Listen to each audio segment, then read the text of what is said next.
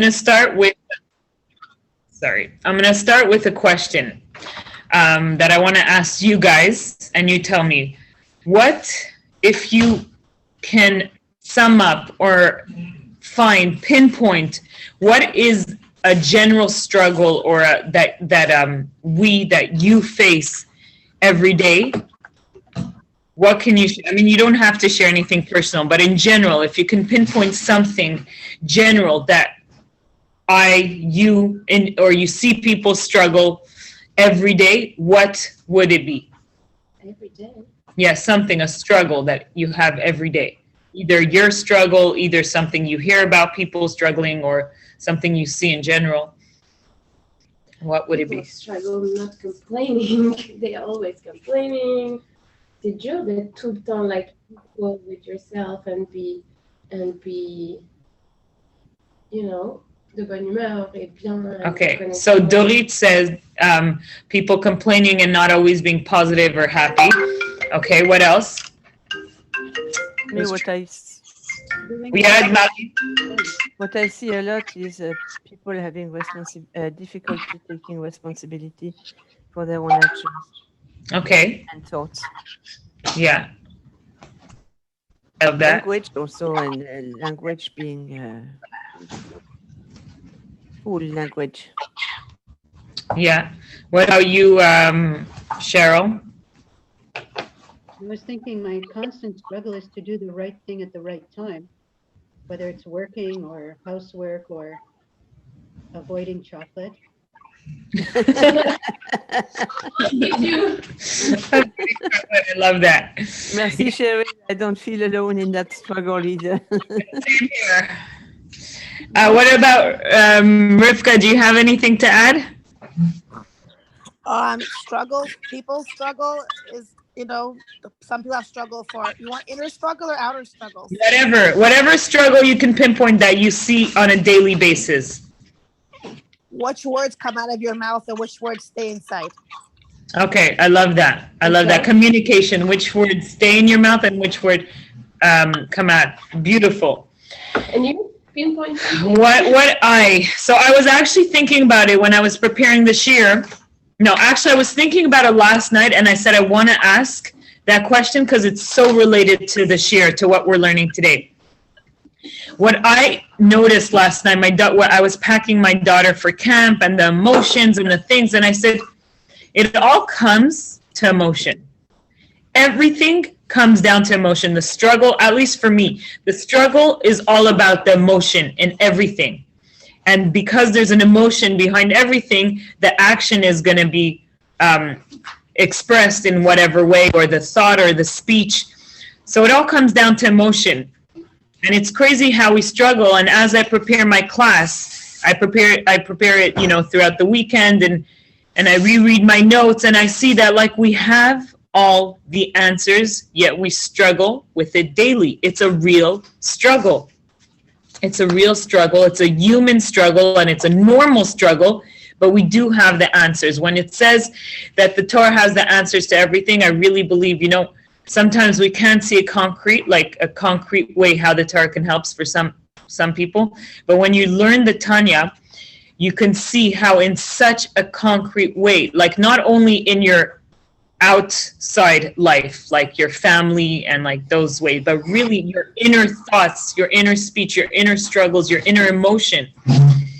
It gives you the tools, the strength, and the way, the derech, the way to take care of those struggles. So we started from chapter 1, where we discussed the two souls. Then we discussed what the soul is composed. Then we discussed the 10 attributes, the garments of the clothing. We discussed the 3 levels of a Jew. We discussed so many things, and finally we got to chapter 12, where the Alter Rebbe discussed the Benoni, the intermediate person. God doesn't ask you to be a tzaddik. We understood what a tzaddik is. He's someone, or he or she is someone who completely eradicated evil within him. Like David Amel said, his heart is empty. That means he does not, on a conscious level, feel any evil within him. That God does not ask you to be. A Rasha, we understand we're all Rasha. Even if we keep Torah and mitzvot, we could be a Rasha. It doesn't matter. The fact that we are capable of sinning, we are Rasha. But what is our goal? What are we able to work up to be? Is a Benoni. Okay, so what is a Benoni? The first thing is, what is a Benoni? What does a Benoni mean? There's someone who can keep Torah and mitzvahs every day, who can do everything and never sin and still not be a Benoni. What is a Benoni? A Benoni is someone who mastered his 3 garments. He mastered control over his 3 garments. That means he's not a tzaddik. He still has consciously the feeling of evil within him. He still has that human and that animalistic drive within him. He wasn't able to remove it because it's not physically possible. God does not expect us to remove our physical, animalistic soul and desires and lusts. But he's able to control it to the point that his good side, his nefesh elokit, is as strong as his evil side, and he mastered his garments. Garments are easy to change, not like the 10 attributes, not like his inner composition of his soul. His garments are completely controlled. His thoughts, speech, and action only express that of Torah and mitzvahs and will never come to sinning. Okay, so what is a Benoni? When you want to understand what is a Benoni, it's someone who has the evil within him. He feels the evil. He feels the desires of the worldly desires. He feels the desires of the physical world and the things that are not allowed in the Torah. But he has full control when it comes to his thoughts, speech, and action. That means his thoughts, his speech, and his action will never express anything of the animal desire. It will only express the nefesh elokit desire, which is Torah and mitzvot. Okay? So shlosha levushe nefesh, we learned about the garments, how they are easily interchangeable. What are the 3 garments and how does the Benoni deal with his garments? So that we know the 3 garments are his thought, speech, and action, and he completely controls them in a way that they are expressed with the nefesh elokit, the garments of the nefesh elokit of Torah and mitzvot. The Tanya continues, and it says, "Velo avar avera miyama velo yavar le'alam." He did not ever sin, and he will never ever sin. Right? You remember we learned that in the Tanya. So how's that possible? It says that a tzaddik, that a person who sins is able to do teshuvah and become a tzaddik. How can you say that a Benoni never sinned and will never sin? That means you're not even allowing someone to become a Benoni. You're not giving a chance to someone to work and to do tshuva. Where is the place for tshuva? So the Rebbe answers that when someone becomes a Benoni, and that's a whole difference between a Rasha who keeps Torah and mitzvahs and a Benoni, is that when he's in the mindset of being a Benoni, even if he feels those desires and those lusts of the physical world, he will never come to sin. His mindset is so strong and it's so focused on keeping Torah and mitzvahs that he will never come to sin. He is not capable of sinning. So when it says that he didn't sin in the past and he won't sin in the future, it means that in his mindset now of a Benoni, his past sins are not important, are not even existent, because if he's put in that situation again, he won't sin. He will not sin. So the past sins are like they don't exist anymore. Okay, by the way, si tu veux manger, il y a la salade. J'ai mis le truc là-bas. Je crois que Zem, il est parti avec la salade. I think. Mais c'est pas grave, je vais prendre un There's this here. No, there's this. This is for you. It's okay. So, sorry. I know you just went running, so, okay. Dorit runs and then fully comes and immerses herself in the learning. So I see she's not concentrated today. I know she needs the food. Don't ignore your animal instinct. Don't ignore it. It's very, very hard, okay? No, that's for you. No, j'ai mangé moi. Yes, I kept this for you. So, again, a Benoni, it's not that he never sins. is that when he becomes in that mindset of a Benoni, when he's able to neutralize his evil within him and to equally have the evil and the good side equal, because if the evil side is stronger, then he's not a Benoni, then that's a Rasha. That means the evil side is stronger than the good side and will make him sin. When he's a Benoni, the good and the evil are as strong, are equally strong, and good actually prevails over the evil side. The evil side is not able to control him. So in that mindset, he won't sin. His past sins don't even exist because he will not fall to sinning, and he won't sin in the future. Okay? So again, what happens if someone sins and does teshuvah? I know it's repetitive, but it's really to digest. Can he become a Benoni? Yes, he can become a Benoni, but he has to reach the level where he masters total control over his evil side to the point that his good side is equally strong as his evil side. Okay,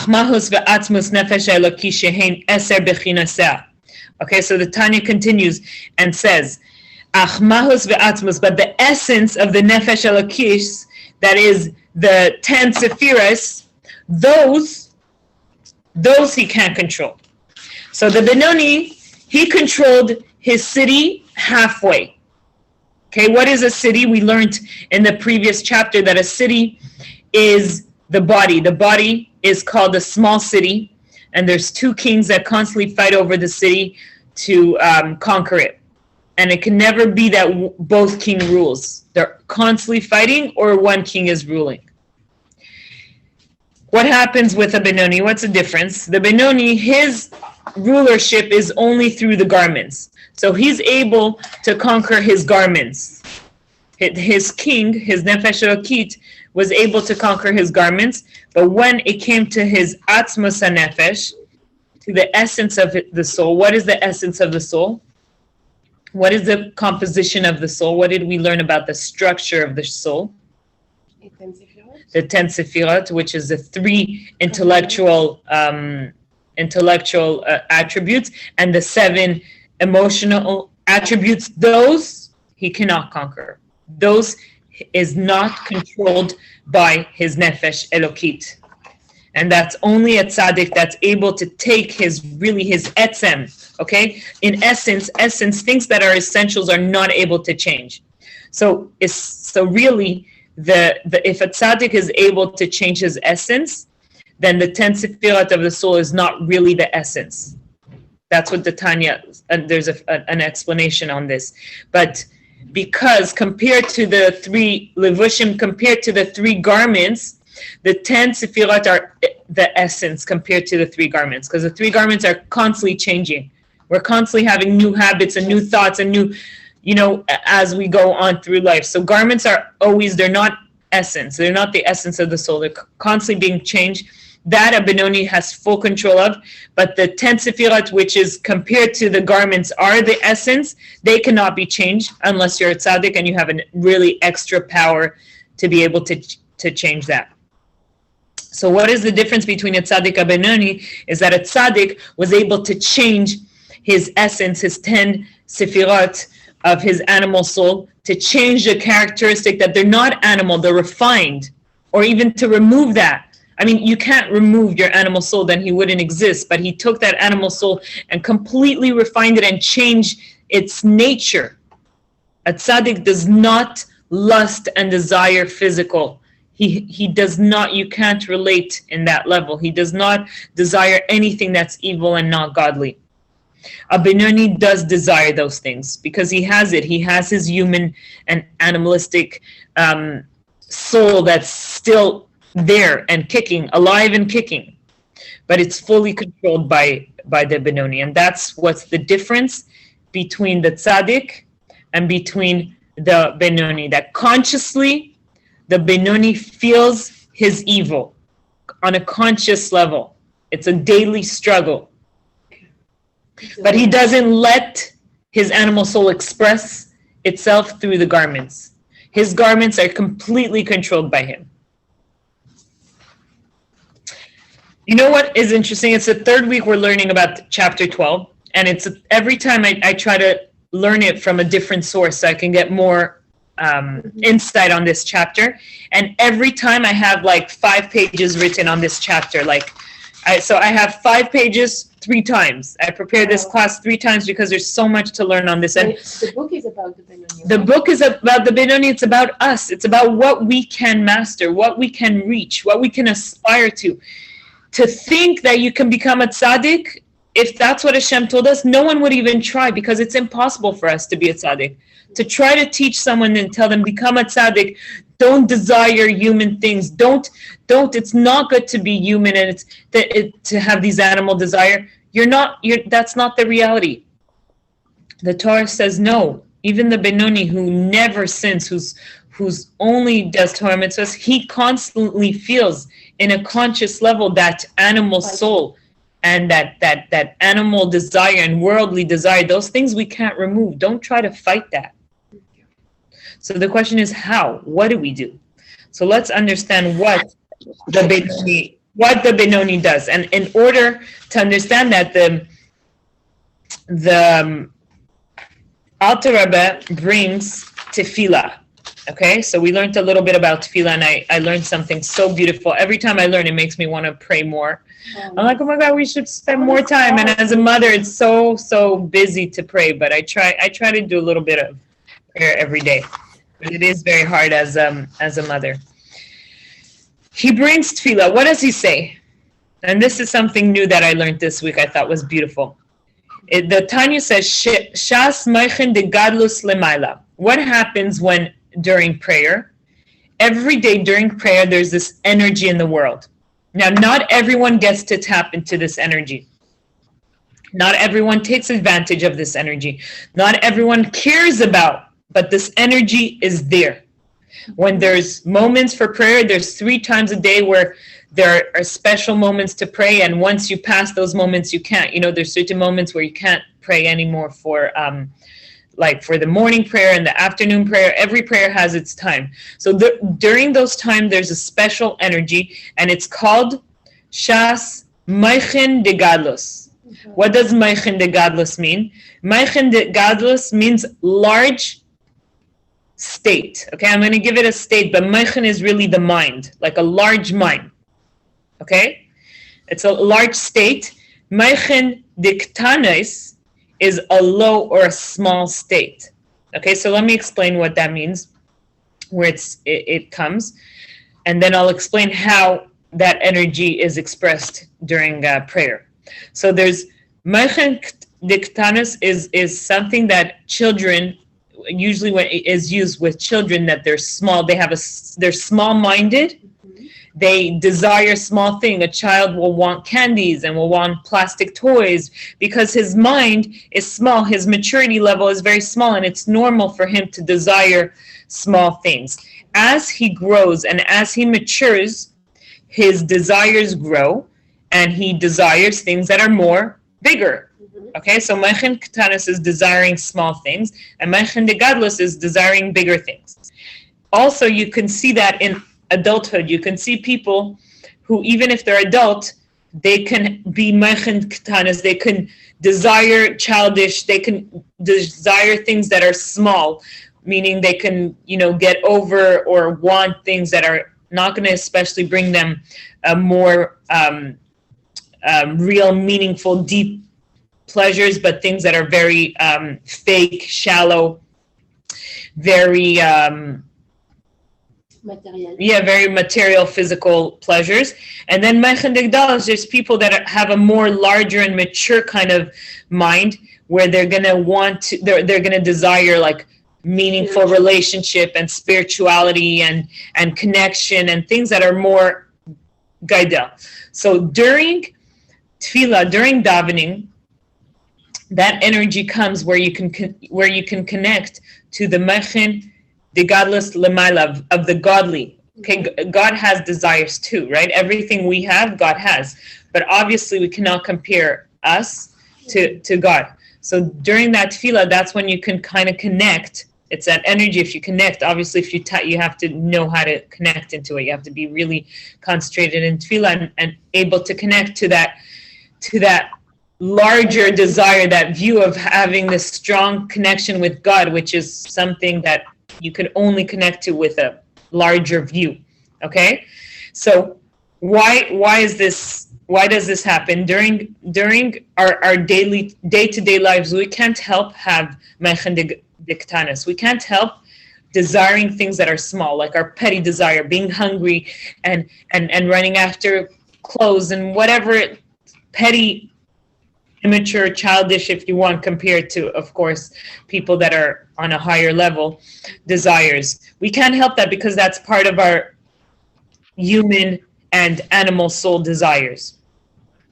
During tefillah, if we connect properly, and when the Benoni connects properly, he connects to that larger kind of view, and he connects to the larger kind of state of mind, and he's able to reach the level of a tzaddik where his evil within him completely goes to sleep. He doesn't feel his desires and his animal instincts in a conscious way, and instead he's able to concentrate and meditate on God and awaken a love of God in his heart. So when Only he's in this moment. only during tefillah, he cannot have that any other time. Okay.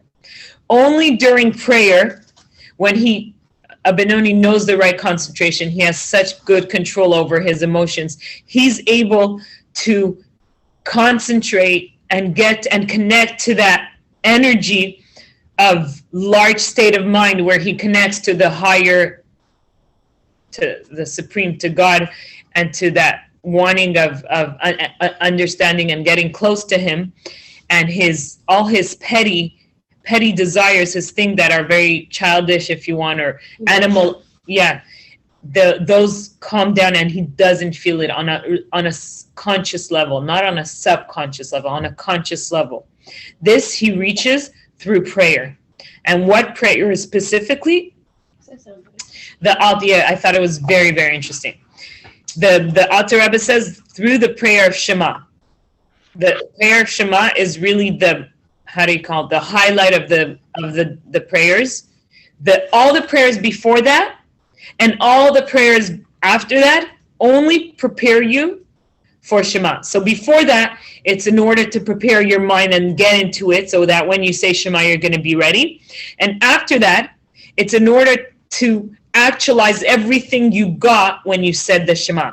So because a Benoni is so focused and so mind over heart, like we're going to learn later on, like we learned already, but like we're going to see later on in the chapter, he's able to read the words and really concentrate and understand and connect with his mind to that energy of Meichen de Gadlus, of that large state of mind, and he's able to really put to sleep his evil side and not feel it consciously, like there's no desires going and pushing him. And this happens with the words of Shema, like we read last week, the words of Shema and the translation, which talks about the oneness of God, how God is all one, and how everything comes from God, and how we have to love God with all our heart. And as the Benoni reads this, he really experiences this. Okay? So what happens? We can all experience this. I think we can all. So Dorit says we can all. Yes, that's what the point is of the Tanya. The Benoni, we can all reach a level, even if we're not 100% all the time. Like we learned sometimes, some people will have different taste or different strength that they'll be like a Benoni, you know. And this is things that we are able to master, we're able to do when someone prayer. Yes, prayer is about requesting and praying to God all the things you need. But really, prayer, according to Chassidus and Kabbalah, is a way of connecting to God, is a way of connecting to a larger state of mind, a bigger picture. Us in our little world, in our little mind, we desire petty things because we don't see the bigger picture. Mm-hmm. And prayer brings us up to a level where we connect to the bigger picture and see the oneness of God. And also Shema, really, when you said you want to pray Dorit, Shema is the most important. All the prayers before that is to prepare you for Shema. I didn't, je t'ai pas imprimé? I did. La semaine dernière, je t'ai imprimé. For sure I printed it. Okay?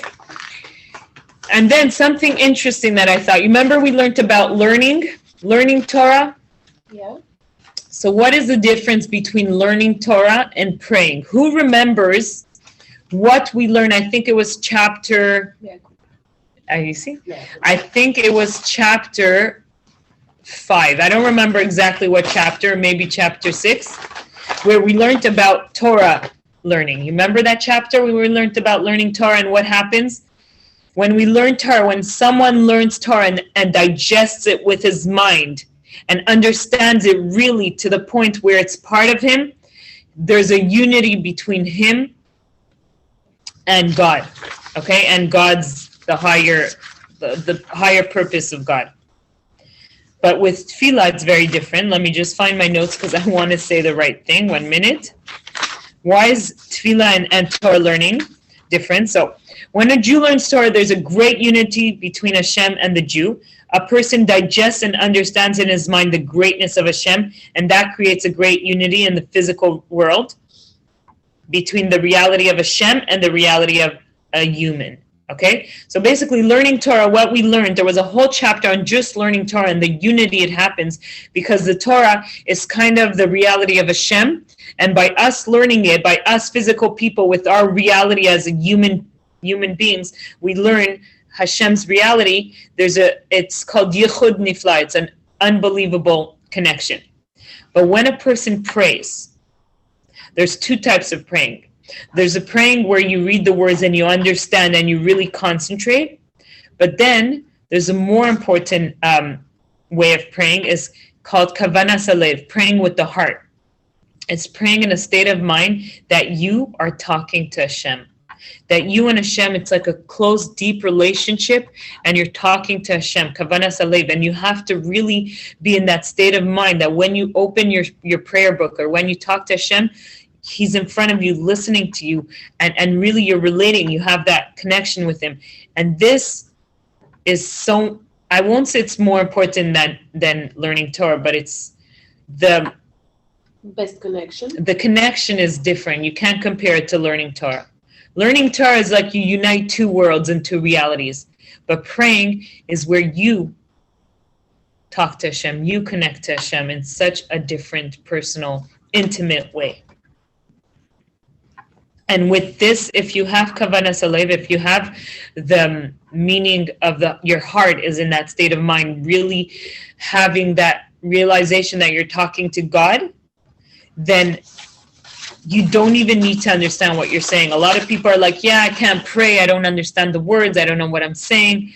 But really, if you're in the state of mind that you know you're talking to God, you're aware that you're in front of Him, in front of the King and talking to Him, then you don't need to understand anything because it's higher than your understanding, and it creates a fiery love towards Hashem.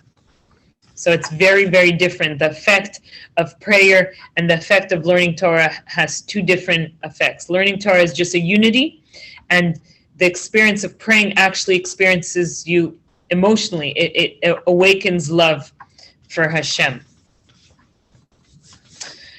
So the Benoni, that's it. So we asked, what is the difference between learning Torah and learning and praying? So learning Torah unites the 2 realities of Hashem's reality and the human reality and creates a Yichud Nifla, which is an amazing unity. But praying is connecting to Hashem in a very intimate way and having that emotional experience and creating love for Hashem. So it's really like a more intimate connection.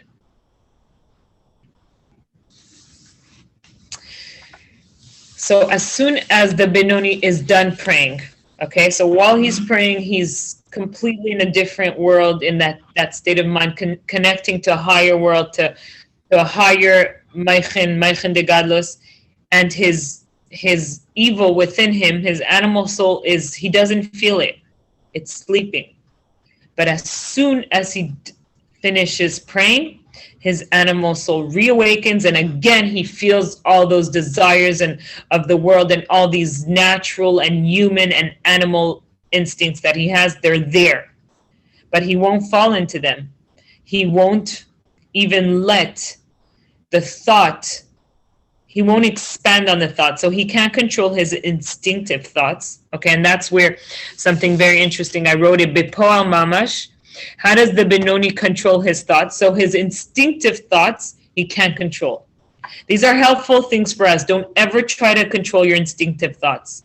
He just doesn't let that thought elaborate and sink in and come and take him over.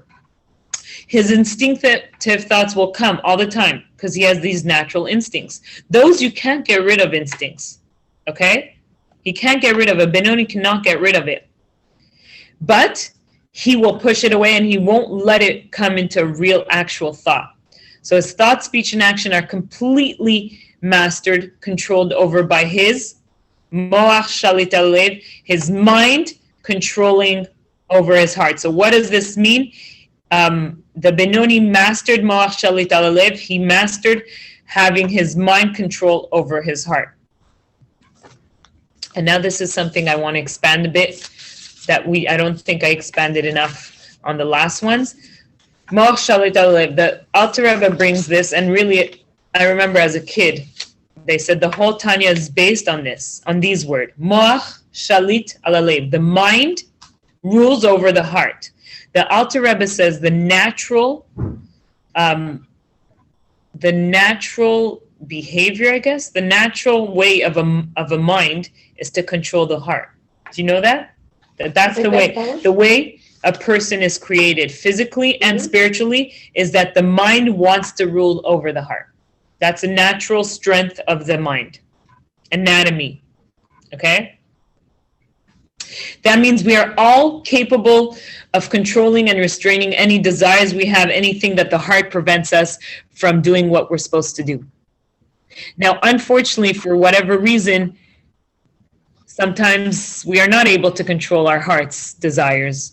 And that's why we have to know that that's where the struggle is, and that's where the strength of the Benoni was able to get, is that he was able to make his mind control the heart. When I think about it, it makes me think that maybe, you remember we learned about the Nefesh Elokit, that it's in the brain, and the Nefesh Abamid is in the heart. So when I said that his good and his evil is equally strong, that means his mind is equally strong as his heart. Most of us, our heart is probably stronger than our mind.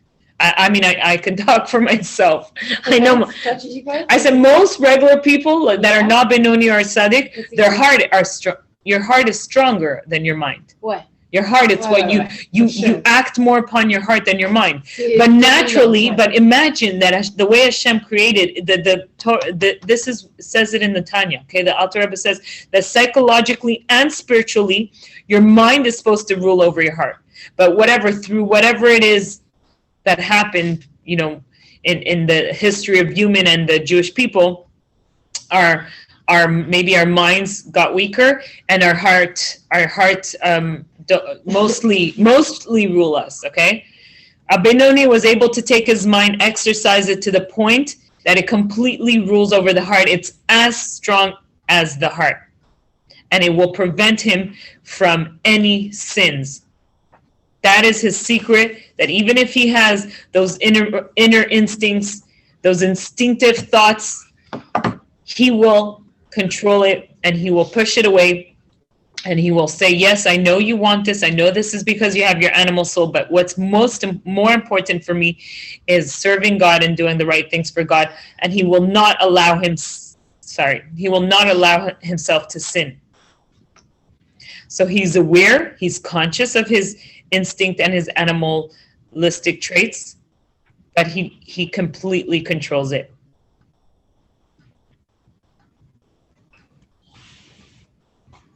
And he does not actualize any physical and sinful desire in thought, in speech, or in action.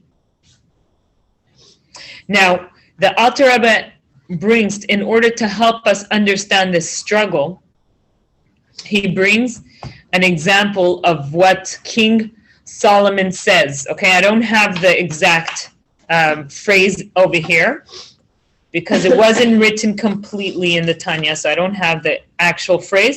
But the King Solomon says that he says, I'm going to say it in English, that folly. What is folly? Folly, okay, what is folly? That's a good question. Hasidic talks a lot about folly. What? It's foolishness. Foolishness. Qui veut dire? It's anything that makes no sense, any desires and absurdité. But when the Tanya talks about folly, il parle de tous les désirs humains qu'on a physiques, the physical desire, matériel, exactly. When the Torah talks about, so it's folly is spoken a lot about in Tanya and Chassidus. We even learn about spiritual and good folly, like foolishness. But folly is anything, when it talks about here, is anything that's sinful, anything that's not Torah. Folly and chachma and wisdom, folly and wisdom, the fight of folly and wisdom is similar to the fight of light and darkness. Did we learn that already? Non, mais tu l'as écrit. Okay. Exactly. Okay, so let me explain you. What happens with light? There's a pasuk that says, don't chase away darkness with a stick. Don't try to fight darkness. Just bring light. I'm just trying to think about it in Hebrew. I used to learn this as a kid. It says, is Rivka here? If Rivka's here, maybe she'll tell me the pasuk. Rivka, do you know the pasuk by heart? It says, don't try to hit darkness with stick and stone. Don't chase away. I know me'at or daich harbe. Me'at or daich harbe chayshach. A little bit of light shines away darkness, okay? So in other words, don't try to fight darkness, just bring a little light and it will shine away darkness. Basically, just strike a match. Instead of trying to push with dark, just turn on your lighter, strike one match, and there you go. Exactly. So King Solomon, Shlomo HaMelech, he brings this and he compares folly and wisdom. He said, just like light and darkness, you don't fight darkness, you just, like she said, Rivka, you strike a match and the darkness is going to disappear.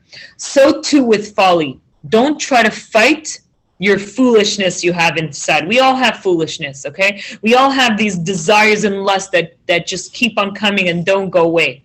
Don't try to fight it. Just bring a little bit of wisdom. Just like light shines away the darkness, bring a little wisdom.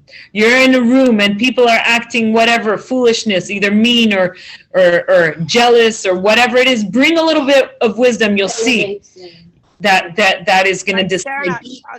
Sterna, can I give you an example? For sure. I just want to introduce my sister-in-law. She lives in LA and she has a huge women group every Thursday, and she gives beautiful classes. So for sure, inspire us, Rivka. Hi. Just like hello, hi, how are you? That's my little baby, lady Sarah. Okay, I'm not wearing a wig. I'm sorry, I'm not respectful. I'm wearing, okay. I just wanted to share something practical. It's like someone has a bad habit, and they're always saying, you know what, I can't control my bad habit. Stop. We don't hear her. Oh no, we lost you. We can't hear you, Rivka. Habit. So instead of having to go and drink while you have a use time to just say, I'm positive. Say, instead of me worrying about my bad habit, my temper. We don't hear you, Rivka. Oh man. Maybe it's my internet. I don't know. For some reason, we don't hear you, Rivka. Hold on one second. Let me see. Do you hear me better now? Yeah. Yes. So instead of me, for example, someone has a negative attribute, they have a temper, they're always fighting, or they're always getting into trouble. Say, instead of focusing on your darkness, focus on your light. Say, wow, I'm good at this and this. Let me busy my time doing what I'm good at, so I don't have time to deal with my negative. Or if you say, I always have bad thoughts, well, keep your mind busy. Go volunteer to soup kitchen. Go volunteer to hospital. Keep yourself busy so you don't get into trouble. Instead of worrying how bad you're at something, go worry about what you're good at and give it to society. Yes. Thank you so much, Rivka, which reminds me of a beautiful story, actually. So this, first of all, I think this is huge, okay? A lot of psychologists are now realizing this, but this was brought years ago, 200 years ago. I remember hearing this story when I was younger, and it really stuck to me. There was this woman who was a very negative, very selfish woman. I mean, she that's what she said. Like, she wasn't able to get married. She wasn't able to keep relationships. She wasn't nice. And she kept on going to psychologists and psychiatrists and different people to help her get out because she was so selfish, and nothing worked. Someone told her about the Lubavitcher Rebbe, and she came to the Rebbe and she told him, I'm a selfish person. I'm greedy. I just think about myself, and I can't have any relationship. I don't get along with my family, and no psychologist, no therapist, no one was able to help me. I don't know what to do. You know what the Rebbe said? When you sit next to someone, serve them food. Just give. Whenever you can give or you can help someone, just do that. He didn't give her any psychology, anything about her past, any focus on that thoughts. That's it. And he just told her, just do good. So it's exactly what Rivka told us, and it's exactly what the Tanya is saying. Don't try to fight foolishness. Foolishness is all these things that stop us from connecting to God, that stop us from making this world a better place, that anything that's related to evil and to the klipa. Don't focus on it. Don't give it strength. Don't try to fight it. Don't even try to fight it. Just bring a little light. Bring a little wisdom. Bring some chachma. When you have that thought that comes, instead of focusing on that thought, just bring a better thought. And this is this secret the Alter Rebbe brings us, that the Benoni was able to master, because he didn't try to fight his instinct. He has these instinctive thoughts that you can't get rid of. This is how God created us. He wanted us to have an animal soul. He wanted us to have a godly soul. He didn't tell us to get rid of our animal soul. Don't try to fight it, but bring wisdom, bring light from your animal soul, and that will strengthen your animal soul and strengthen your moach. Eventually, your moach shalit al halev, your moach will be able to control over your heart. And Sterna also. Oh, sorry. Yeah. No. Go on. What did you want to say? Me? Yeah. Also, sometimes your negative attribute can be a great attribute if you just transform it. We're not trying to break the body, try to work the body. So someone is wild and hyper, he can use his wildness and craziness. Like, I'm very social. I love to talk nonstop. So I use my wild socialness to socialize with women and bring them to my home for Shabbat, because I love to be wild and social and love to be always out. So use that always being out, instead of going and, chatting with guys and doing sins. I'm going and chatting with women and socializing, making social events. Or if someone is crazy about music, let them make music about Jewish songs and verses of Torah, and that people will memorize them. So use your body, but transform it. Don't break. Yes, no, but for some people, you can use your strength in the negative way, or you take your strength and you use it for the positive way. Like Sterna, you can tell about the Torah portion. Pinchas was zealous, but he used it for godly purpose. Everything is transformed for a good purpose. Everything originates in good. Yeah. Yes, exactly. When we focus on the oneness of God, which we spoke in this chapter, the oneness of God, that everything in the end comes from God. When we focus on that, really, all our weaknesses are really good if we're able to take them and turn them over. But let's focus on here, because here what it says is that it is mainly how we fight folly, how we fight darkness. It's the same way. And that's how we fight all those instinctive thoughts, all those thoughts that try to bring us to places that are not good. And in the end, at the end of the parak, which I thought also was very interesting, and we learned that previously, is that Alter Rebbe says that also, v'chein b'dvarim shebein adam lechavera, this moach shalit al halev, this capability of mastering your mind over heart can be applied in anything. Can be applied in anything regarding man to man, like any relationship, when it comes to jealousy and fighting and egocentrism, or any addictions we have. All these addictions, all these senseless hate and these jealousy and all these emotions. You remember what I spoke to in the beginning of the class, that all we struggle, I think our real struggle is our emotions. Our emotion, everything comes back to emotions. Everything comes back to emotion. Whatever it is, it comes back to emotion. Whether it's eating eating habits that we can't get rid of, addictions, communications, can't talk. It's all related to our emotions. And more we advance, I'm talking about in the non-Jewish world, psychology is coming to that more and more. And this is something that Tanya brought back 200 years ago, that the mind controls the heart. You can use that strength in anything, regardless. In not only in, because of course when the Tanya talks, he's talking about Torah and prayer and serving God. In the service of God, we should use that concept of the moach, of the mind controlling the heart. But the Alter Rebbe ends, he says, and can this apply with regular mundane struggles? All our struggles come down to struggles with the heart, struggles with the emotions, struggles that lead us to have thoughts and speech and actions that are not healthy, that are not good for us, whether it's not good for us in a physical sense or in a spiritual sense. And by being aware and conscious that our mind is what controls our heart, and our mind can help our heart. It doesn't mean to get rid of the instincts or the things in our heart, but at least use your mind, use your chachma, use the light of God, the chachma of God, the chachma of Torah, to control your heart and to bring light to your heart, or light or wisdom to the folly of your heart. So this is just the beginning, introducing a Benoni, and the rest of the chapters we're going to learn more about the Benoni and understand, because this is a struggle and a work that we can do on a daily basis. We have to do. I think even before that, people, would work this much. Today, if emotionally you let go of your emotions, I don't see it working anymore. You can't just go on and not take care of your emotions. You can't be a parent. You can't have a proper relationship with your couple. You can't have a proper job. Your emotions are something that have to be worked on, and your mind over your emotion has to be worked on. You have to bring light onto your emotion, or chachma, wisdom onto your emotion. And of course, the top way of doing that is through connecting through the chachma, the wisdom that the Torah has to give. So this is chapter 12. Finally, we concluded after 3 classes. And I think next week we have one more class. I'm debating if we should start chapter 13 or review a bit. I'm not really sure, because the week after that I'm going to be traveling, and I don't think I'll be able to give classes then. But any questions?